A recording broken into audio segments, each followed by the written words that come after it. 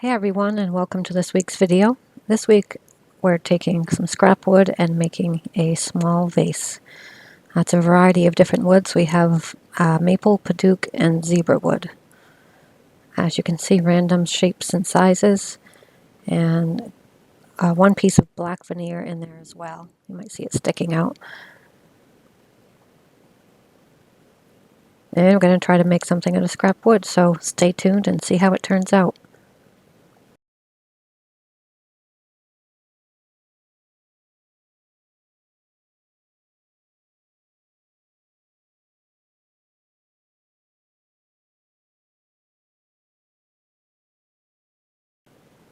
Just bringing it into round here so it's balanced out a little bit better.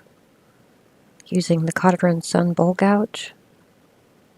I'll have links to all the products I used in the video description if you're interested in checking them out. Some are affiliate links, some are not. Thank you for all the positive comments. The last video there, I had mentioned something about getting negative comments about ads in the video and having someone unsubscribe.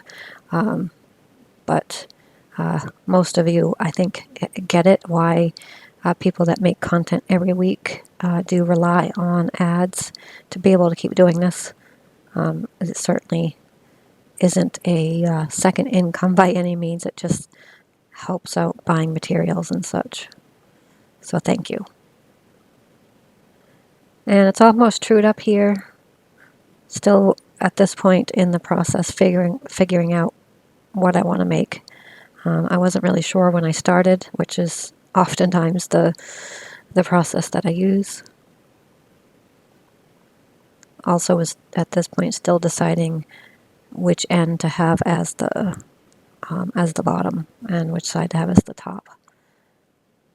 I started making a foot on the side that's closest to the chuck at this point, and then changed my mind, so you'll see that in a minute.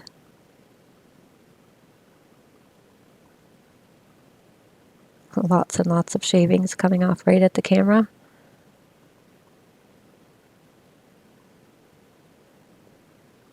And because this is a shorter video than I usually have, a lot of it is in 2 times the speed instead of 4 or 5 times the speed. So a little bit of a closer look at how the actual turning goes, which I think is nice once in a while. I have the Conway Sun skew chisel here to start making the foot and making it here on the zebra wood. Really not making a foot, more making a tenon, I guess, but same idea.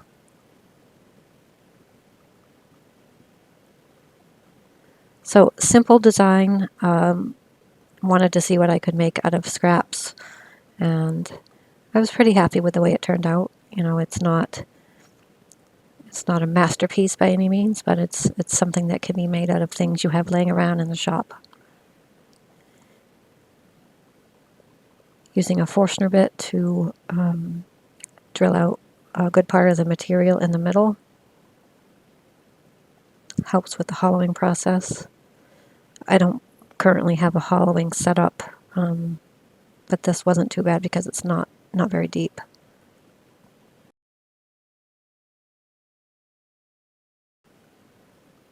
Hey, and if you're one that skips the ads, that's perfectly fine. Another way you can support the channel is just by clicking like and subscribe.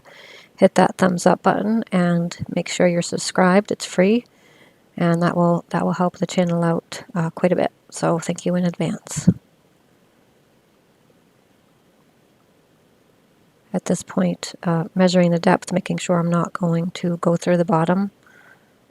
That may have happened once or twice in my turnings. Let me know in the comments if it's ever happened to you, and post a picture if you have it and you're willing to share. I've probably done it more than twice if I'm honest.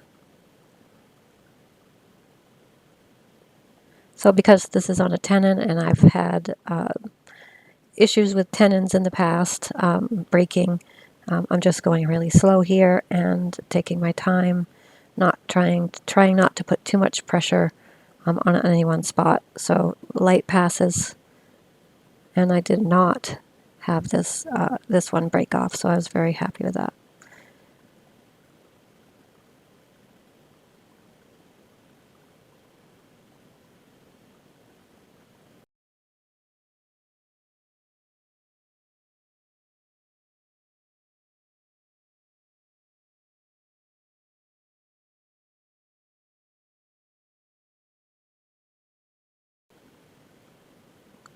Sanded from 80 to 400 grit.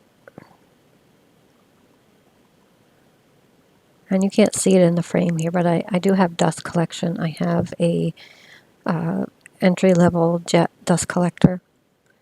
If you're in the market for, or you just bought a dust collector for your woodworking, wood turning, whatever, let me know what you got and why you like it. And I think I'm in the market for one, and I'm looking at a few different brands from Laguna to Oneida.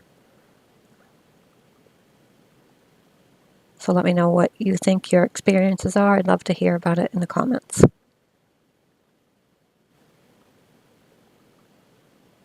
Using some Starbond CA glue here to fill a few small cracks and voids, putting the sawdust in.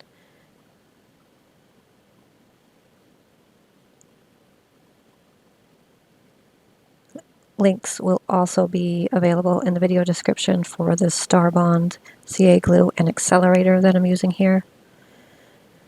Cleaning the surface now with denatured alcohol.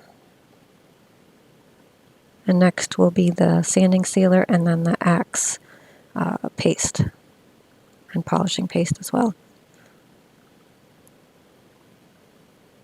Now the best way to put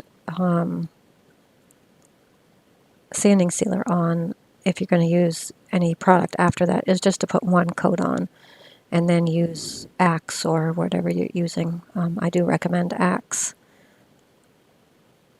And this is the Axe abrasive paste. If you're looking to purchase something like this, you can get 10% off if you use code PF10 at axewoodpaste.com.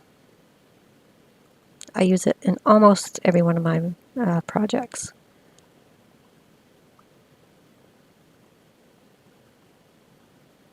I use it because it's easy to use and it has a great result. My favorite part of using the axe is the polishing paste, which is the next step.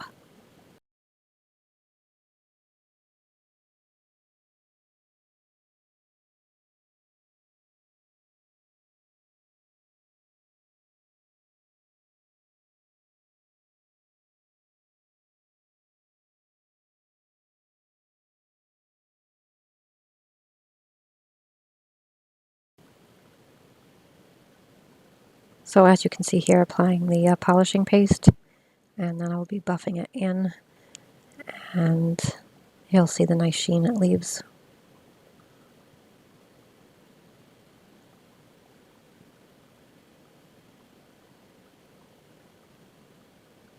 You can see it already starting. And again, this is at 2 times speed, not any faster. So it really doesn't take a long time to use. It just looks, it's not too glossy and not too satin. It's a nice in-between. So other than taking off the tenon, this is done.